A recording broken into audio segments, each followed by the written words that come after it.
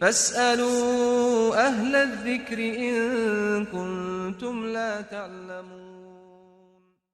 Saya tinggal di kampung istri, di mana mayoritas masih menjalankan agama dicampur dengan adat istiadat. Pertanyaannya, bagaimana cara saya dalam bermasyarakat, Ustadz, agar tidak dijauhi? Barakallah. Kita berusaha mengedepankan keridhaan Allah Subhanahu wa taala dengan tetap memperhatikan nilai-nilai sosial yang ada di masyarakat ya. Kalau memang ternyata mereka melakukan adat istiadat yang tidak syar'i, kemudian kita diajak ya. Terkadang yang tidak syar'i tersebut nyerempet ke kesyirikan, terkadang nyerempet kepada kebid'ahan, maka jangan kita lakukan. Tetap kita ramah tamah dengan mereka karena kebanyakan masyarakat tidak mengerti. Mereka menyangka itu hak, mereka itu menyangka itu benar. Kalau ada yang tidak melakukannya disangka aneh. Saya juga dulu begitu. Di kehidupan di kampung seperti itu tiba-tiba ada orang mengatakan tidak boleh ini, saya heran. Kaget ya. Sebagaimana para sahabat dahulu, mereka biasa tidak melakukan sesuatu, tiba-tiba ada yang melakukan, mereka juga heran.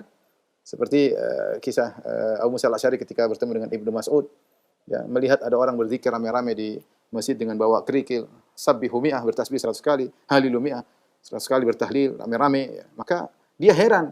Sahabat begitu, ini heran, ini tidak ada di zaman Nabi melakukannya. Para sahabat maka dia tanya kepada Ibnu Mas'ud. Tapi Ibnu Mas'ud akhirnya mengingkari ya. Dan wajar jika kemudian kita tidak melakukan bid'ah, kita dianggap aneh. Kita tidak dianggap aneh. Seandainya yang mereka lakukan di zaman Nabi, mereka akan dianggap aneh di zaman para sahabat.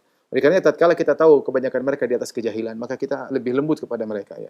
Caranya dengan cara yang baik, tetap untuk acara-acara mereka tidak kita ikuti, tapi tetap lemah lembut, kita ramah. Kalau ada acara misalnya kerja bakti, kita bareng-bareng sama mereka. Kalau ada acara-acara sosial, kita bantu mereka. Sehingga mereka tahu bahwasanya kita ini bermasyarakat. Cuma pada hal tertentu kita tidak mau. Ya. Kita tidak mau. Seperti misalnya seorang masuk di, misalnya saya tinggal di kampung. Kita tinggal di kampung, sholat orang-orang situ melakukan acara-acara yang kita tidak sukai. Ya. Kita pertama masuk di masjid, kita bilang assalamualaikum, kita salami mereka. Sunnahnya kan kita ketemu salam. Sehingga mereka tahu kita tidak benci sama mereka. Sehingga kalau misalnya setelah sholat saya tidak salam-salaman, ya mereka salam terserah mereka, saya tidak salam-salaman. Mereka tidak benci kepada saya, karena mereka tahu saya kalau masuk saya salami mereka. Maksudnya saya senyumin mereka, salam gimana Pak, tanya kabarnya, saya ngobrol sama mereka. Nanti pas acara yang mereka lakukan saya tidak ikuti, mereka tidak marah. Ya.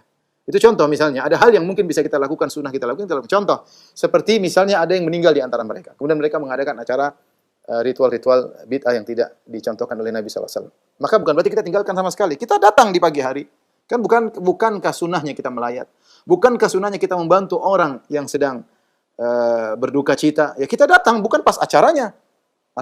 Acaranya kita datang, tapi kita datang sebelum acara, atau kita datang setelah acara selesai. Kita kasih bantuan, kita bela sungkawa, menunjukkan kita perhatian. Selama kita bisa menjalankan sunnah, ya kita kerjakan. Kalau ternyata harus terjebak dengan acara-acara yang ritual yang tidak benar, maka kita tinggalkan. Dengan cara yang baik, dengan senyum, dengan lemah lembut, tidak perlu kasar-kasar, karena kebanyakan mereka tidak ngerti. Ya, jadi mereka tidak ngerti, sebagaimana kita juga dulu tidak ngerti. Makanya di antara nasihat Syekh Albani rahimahullah taala sebelum beliau meninggal, dia mengatakan bahwasanya makna perkataannya yaitu menjelaskan umat untuk meninggalkan kebiasaan mereka yang tidak benar itu berat terhadap kebiasaan mereka, karena mereka menganggap ini sesuatu yang aneh, kita dianggap aneh. Nah, kalau tugas kita sudah berat, jangan dibumbui lagi dengan sikap yang kasar. Ya, jangan dibumbui lagi dengan sikap yang kasar. Maka tugas berat yang kita lakukan agar menjelaskan umat tentang tidak boleh terjerumus dalam bid'ah dan kesyirikan, ini berat bagi mereka karena tradisi yang mereka lakukan. Maka kita harus jelaskan dengan cara yang lembut, apalagi kita interaksi dengan mereka dengan senyum, dengan kebaikan, agar mereka bisa menerima.